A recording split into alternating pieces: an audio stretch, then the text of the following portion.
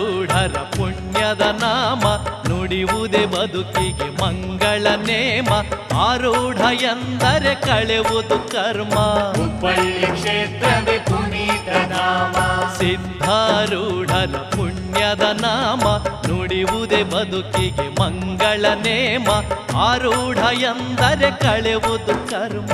ಹುಬ್ಬಳ್ಳಿ ಕ್ಷೇತ್ರವೇ ಪುನೀತ ಧಾಮ.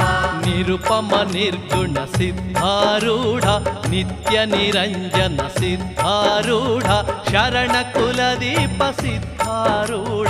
ಅರಿವಿನ ಮರ ಗುರು ಸಿದ್ಧಾರೂಢ.